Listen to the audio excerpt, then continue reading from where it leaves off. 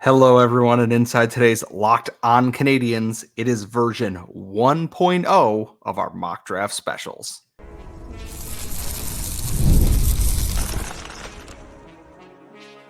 You're Locked On Canadiens, your daily podcast on the Montreal Canadiens, part of the Locked On Podcast Network, your team every day.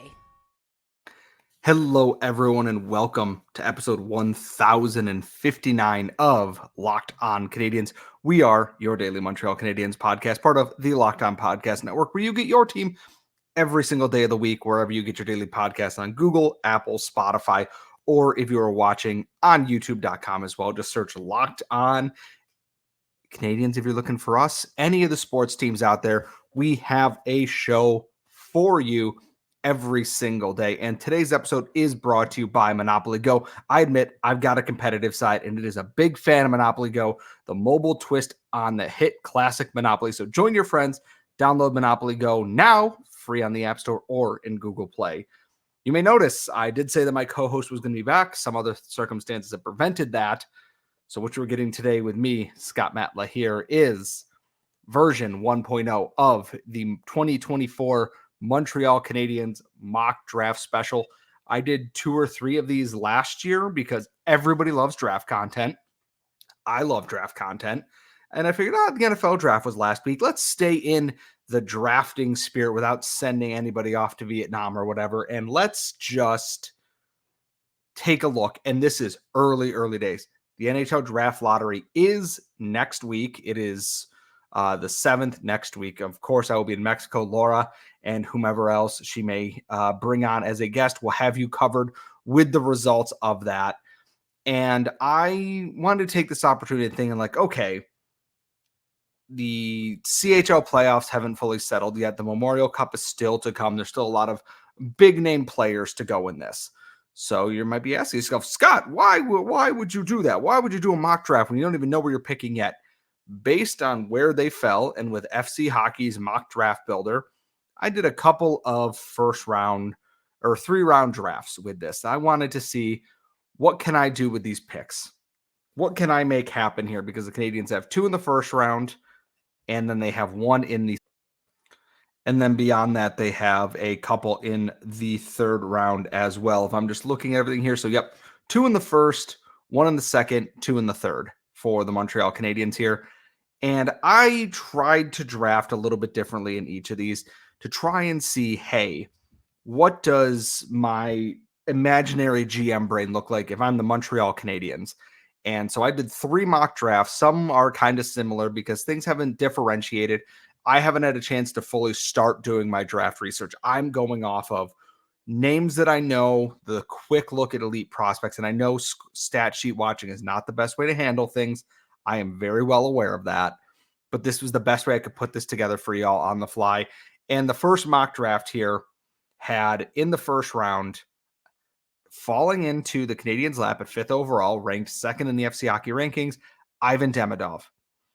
And yeah, Berkeley Catton was still there, Caden Lindstrom were there, but when Demidov fell into that spot there, I couldn't possibly ignore it. And in that other first round, I picked defenseman Jesse Pulkkinen out of Finland. Big kid.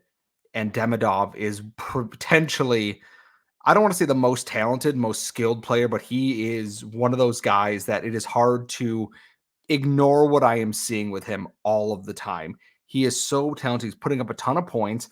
And Kent Hughes has shown he doesn't mind drafting players that are currently playing in Russia right now.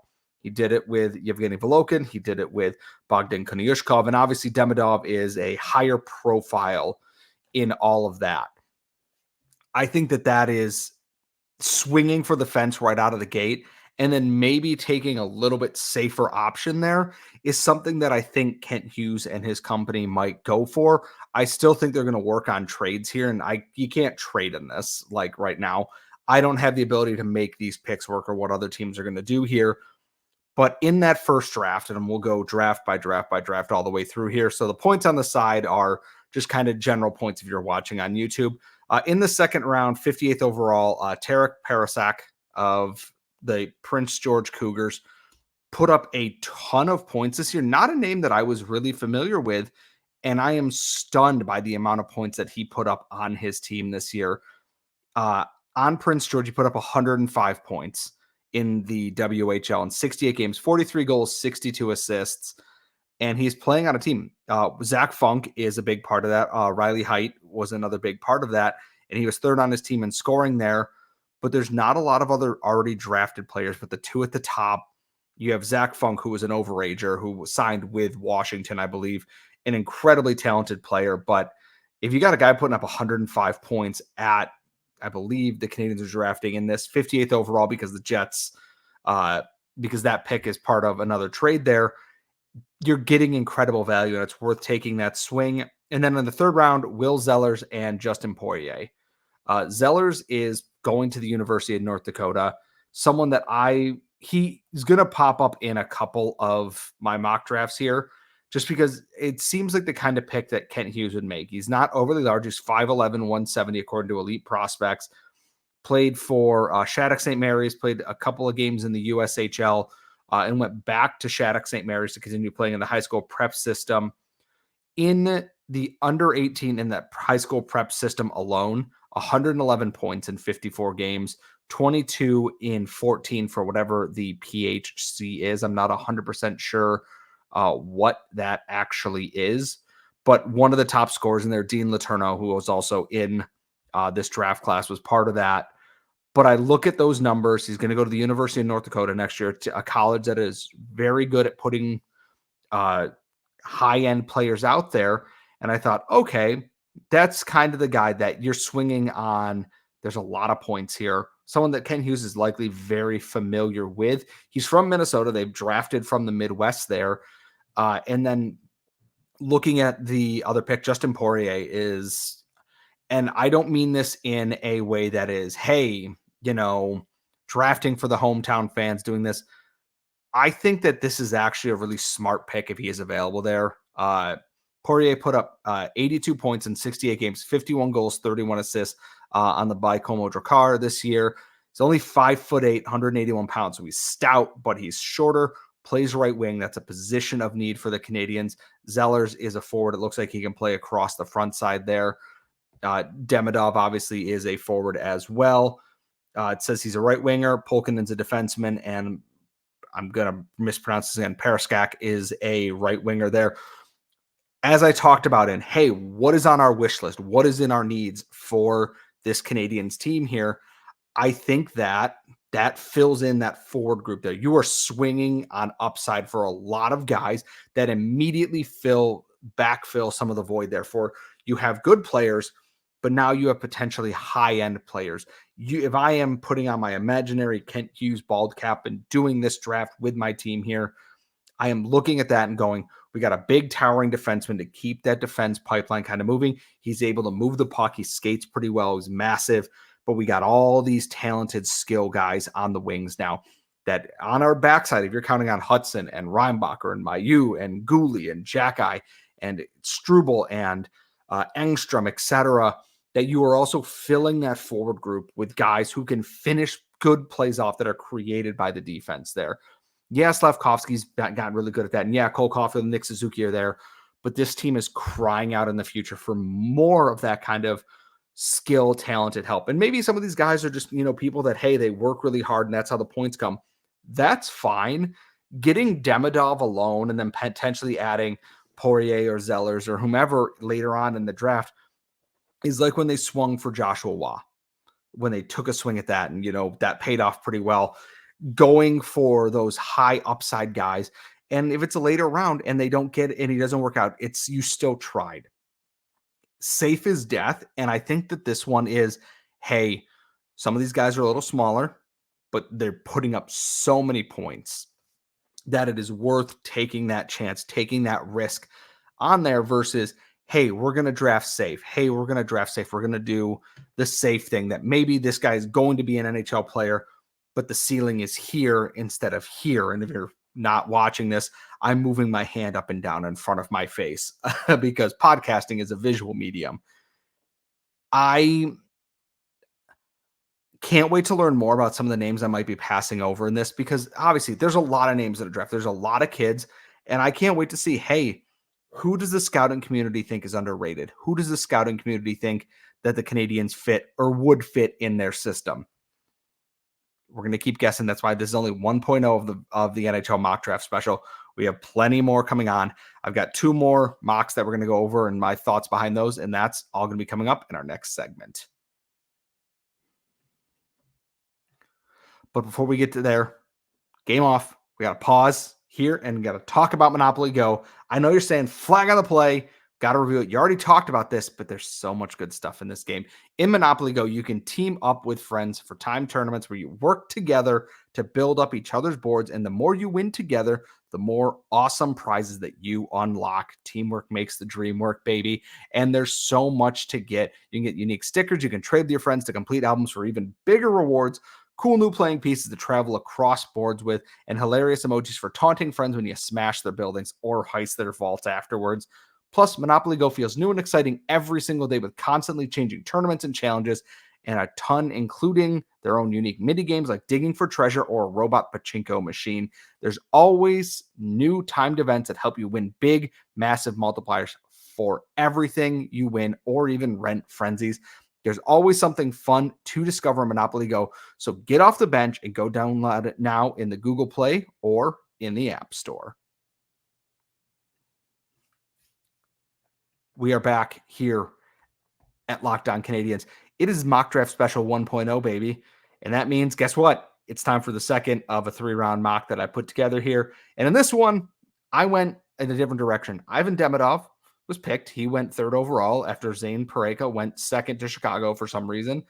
I can't control what the algorithm does for these. And I went, you know what? Caden Lindstrom's right there. And Lindstrom's is probably on my current actual wish list the most behind Demidov, just because I don't think Demidov will fall to the Canadiens. But Lindstrom is very much on that list for me.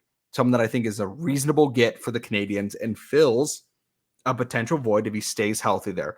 Picked him at 5th overall, coming in at 29th because the Jets pick hasn't set depending on how their playoff series goes. Hopefully another loss coming up soon. Luke Misa playing for the Mississauga Steelheads. And you might recognize that last name. His brother was granted exceptional status and I believe is playing for Saginaw in the OHL right now. Maybe not the flashiest center in the world. There were probably other names there that have a little bit higher upside. Aron Kiviharju was there. Jesse Polkinen was there again. If I wanted to go defense, this entire draft is all forwards, by the way. This 3-round mock, nothing but wingers and 2 centers. 4 centers. There's 4 centers and 1 winger. I didn't look close enough at my own mock draft for you on this one, but I picked Luke Misa 2nd in there. Lots of skill, the willingness to attack the center of the ice, a really good puck transporter, someone that I think is not underrated, but could be a really sneaky pick. A hard effort player is never going to go awry in the NHL, especially with speed to burn as the game gets faster, that if they have the hockey sense to make much more work with that, I am all about adding them. In the 3rd round, or in the end of the 2nd round, kind of a little bit of a reach here, I went for Max Plant, playing in the U.S. National Development Team system here. And it might be a little bit of a reach across the board, but everything here plays on the top line at the U.S. National Development Team program on his offside right wing, plays fast, has the pace, and I'm reading this right off of Cap Friendly scouting report here, has the pace to back opponents off and give up their blue line when he is attacking in transition there, sees the ice in the offensive zone, moves pucks around quickly, especially on the power play. He needs to work on the defensive side of little things. But I look at the totals here. 56 points in 47 games this year. 5 points at the under 18s. In just the USHL this year, 29 points in 25 games. A lot of points on a very good U.S. national team again. And that's Yzerman and Hudson, Teddy Stiga, Trevor Connolly, etc. It's a very good team there. And there's someone who can stick on their top line. They project him as a 3rd line kind of player. But I look at that upside that if you have someone who can play with pace and skill off the wing, can distribute the puck well, that works out in the Canadiens' favor there. Is that, okay, It's like playing with Cole Caulfield. You have a shooter. Can someone get him the puck? You have Nick Suzuki. Okay, if he's playing opposite somebody else, let's say it's, in the future, it's a Caden Lindstrom or somebody else, that can you feed him the puck? Do you have someone who can operate in the zone and open up that space? It seems like Max Plante is that guy.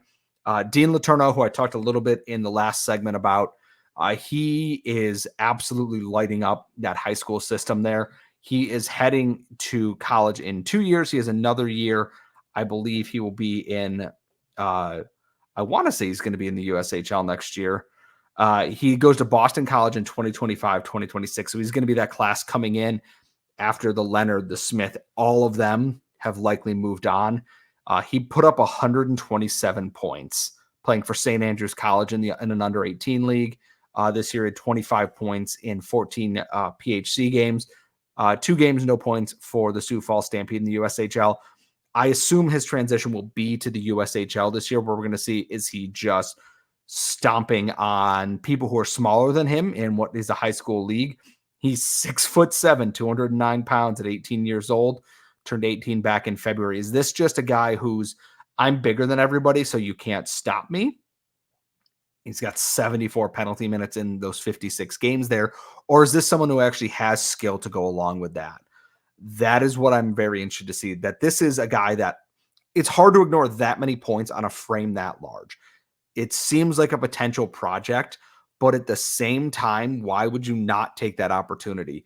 You have now added Caden Lindstrom, big guy, and you're going to add Dean Letourneau in a couple of years, also big guy, when Lindstrom should be breaking into the NHL. By that point, Letourneau might play 2 years in college, and their paths are going to be similar to their path to the NHL. Then you're going to have, there's going to be some smaller skill guys on this team, but if you have a bruiser who puts up points like that, a big body, it's hard to ignore that. This is a group that is clearly very large. And like I said, Max Plante's only 5'8". Luke Misa's 5'10". Lindstrom's bigger than that. And then the last pick, again, Justin Poirier. The name was right there and made way too much sense for me to possibly ignore that. And I know I can hear a lot of people screaming in the background, oh, you drafted for size. Yeah, this is a mock draft. There are multiple mocks here that, hey, maybe I played it safe. Maybe I went all risk here. Nothing but Smurfs on this line. What are you doing, Scott? Why are you drafting all these guys? Why wouldn't you do this? Version 1.0. I look at this as someone that it's like, hey, they're building a team that is going to be nasty to play against and will score goals. Look at Uri Slavkovsky. It says he's only 6'3", but he plays much larger than that. He remembers he's much larger than people. And you're going to add Caden Lindstrom, who doesn't take crap from anybody to begin with. Dean Letourneau, who is 6'7", doesn't take crap from anybody. And then all those guys on the backside too. You're going to have a team that's going to have a ton of skill, can score goals, set up goals, and just be an absolute menace to teams in the offensive zone. Would you want to go out there? You have Lindstrom down the middle, you have Letourneau, and you have Slavkovsky on a wing. Do you want to be the defenseman that has to go, I have to box out these guys? Forget about it. You could hide Lane Hudson behind one of them, just let him shoot it through his legs. You're never going to see him coming. And for me, I keep saying a swing on upside, but that's the best way I can think of it. It is a bet on upside that they are going to improve based off of where they're at right now. And it absolutely seems like Dean Letourneau is playing well above his station, I guess is the right way I want to put that. He wasn't far. He was chased off by, in that league for scoring title, Jack Good was behind him by 6 points. And I just look at this and I go, this is absolutely the kind of player that I think might fit what I'm looking for. If I'm Kent Hughes, I'm going size. I want size with the points that go with it. I just don't want this dude because he's big. If I wanted to pick dudes because he's big, there were a lot of picks on defense I could have made instead. This fills that whole prospect pool again with forwards of varying types. You have Lindstrom, you have Letourneau, you have Plante, you have Justin Poirier. Now you have Luke Misa in there. You have all these different pieces coming together, and you filled in different gaps there. And if it all works out, great. And if it doesn't, you still tried to find different pieces that fit what you were looking for. And if you don't try, that's not good enough. I'm glad this again, No guarantee that they even go this way. There's just that thought in my head. What if we want to go big? What if we want to go big and we want to go points? And well, guess what? That's what we did in this one. So again, that's Lindstrom. It's Luke Misa. It's Max Plant, Dean Letourneau, Justin Poirier. We have one more round left. One more round of picks, I should say, coming up. And that'll be our final segment before we wrap the show up. And we'll begin that coming up next. But first, it is playoff time in the NBA and the NHL. Baseball's in full swing, and FanDuel is your place to bet on every game because right now, new customers get $150 in bonus bets guaranteed. That's $150 win or lose. Bet on everything from slap shots to home runs to slam dunks, all on an app that is safe, secure, and easy to use. FanDuel is your space for everything. Is Toronto going to come back? Is Mitch Marner and Austin Matthews going to lead the way? You can bet on their point totals. Who's going to be the team swept in the next round magically? They have that same game parlays, everything else. And when you win, you can get paid out instantly. So what are you waiting for? Visit FanDuel.com/lockedon and make your first bet an automatic win with FanDuel, America's #1 sportsbook. We are back. It is time for the final round of the Montreal Canadiens 1.0 mock draft. And this one is more, I just kind of threw this one together. And that I saw names and I went, that sounds cool. Let me pick that guy. This is the first time that I went defense first in this draft too. And at round 5, round 1, 5th overall, Anton Silyev, 6'7" defenseman playing in the KHL. I'm not enamored with the thought of picking a defenseman, but people seem to really, really like Anton Silyev. And maybe I just don't fully understand it because I want this team to go defense above anything else. Looking at it, 6'7", plays in the KHL. He put up 11 points in 63 games in the KHL this year. He played all KHL games this year. It's a huge step forward for a young defenseman. Put up 2 points in 5 playoff games as well, playing for Torpedo Nizhny Novgorod, which I believe is also the same team that Bogdan Konechkov plays for. So if there's anyone who's gotten a look at him potentially, it would be Montreal Canadiens scouts at this point. Someone that I absolutely think would be of interest to them if he fell to them at 5th overall. I still think he's likely to be the first defenseman off the board, and maybe that's to the Montreal Canadiens. 29th overall, which this pick will likely move up as the Jets are potentially eliminated. Michael Haig, playing for the Chicago Steel, just got done with a really strong under 18 tournament there. He's part of that really big, important under 18 class. Oh, he didn't play at that one. Regardless, played in the USHL for the Chicago Steel, put up 75 points in 54 games. Playing as a center, he put up 10 points in 13 games the year before that. Is set to go to the University of Michigan in 2 years right now. And by all accounts, is ranked right around where that would be the 6'1", 190 pounds. Someone that I think might be of much interest to the Canadiens because he falls into that system of, hey, he's got intelligence. He moves the puck quickly. He's got great skating ability, and that is what's going to make the difference. As this game gets more about speed and finesse, and it already is, and the Canadiens try to shake off maybe a little bit of that older school, working hard mentality without that finesse, I think that Haig is someone that should be of the utmost interest to the Canadiens there at 29th overall. At 58th, I took Luca Morelli, defenseman from the Oshawa Generals, back to defense again because why not? Maybe it's not the sexiest upside pick. Maybe there are other pieces there that you would take a chance on that have a higher upside. Maybe this one is playing a little bit more safe by going defense, center, defense. And then on the left wing, I went Will Zellers again. He was just right there, made the most sense. And then to wrap it all off, definitely a reach, but I'm doing this because I want to. Atos Koivu, playing for TPS in the under 18 league in Finland right now. A little bit of a mix here again, that there's some safe there in the 2 defensemen. Maybe Haig is there Will Zellers might be that guy. But boy, it's still a mix of high-end potential. Siliev, Hage, Zellers, Koivu there have the skill and the upside there. I'm not as familiar with Luca Morelli, but the numbers there weren't terrible. There's something that I looked at and I go, okay, that's not the worst in the world that I've seen for a guy who's known as maybe not the flashiest player. 57 points in 67 games is very respectable as a defenseman playing in Oshawa. They're playing currently in the playoffs in their half of the final for the OHL. Sometimes a little bit shaky off the rush, and I'm reading these scouting reports here. There's so much more to this. The biggest thing that I want to emphasize with all of this is that I am literally throwing darts at a board right now. I am just sitting here and I'm looking over this and I go, I'm realizing outside of the first round, there are only a handful of names that I recognize. And I'm going off of vibes and a quick Google search.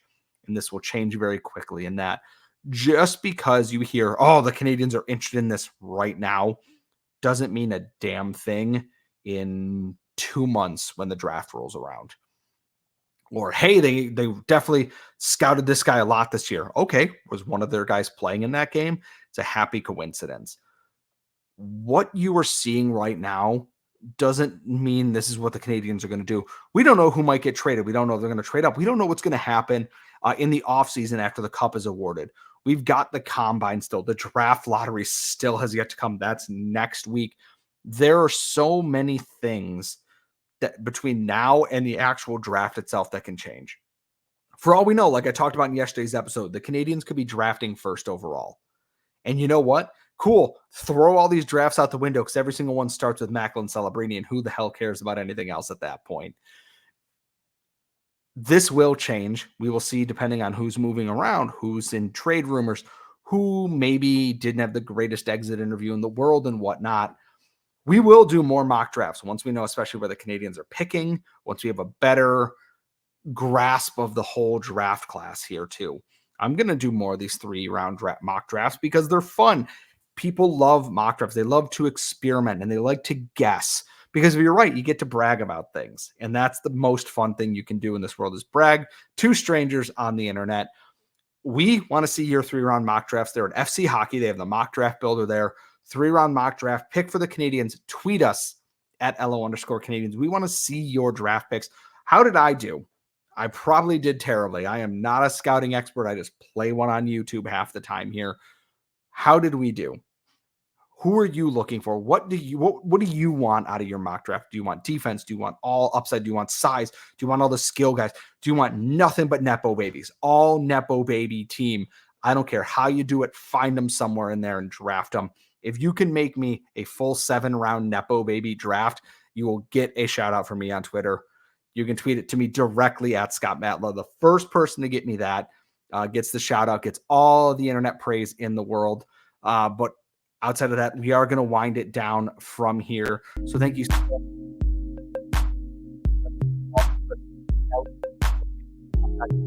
gmail.com. If you have more that you want to share, you can follow Laura at The Active Stick. You can find us wherever you get your daily podcast, Google, Apple, Spotify, or on youtube.com. Thank you as always for your support. We will be back tomorrow with another brand new, fresh episode of Locked On Canadiens for you. But until then, we will see you all next time. You are Locked On Canadiens.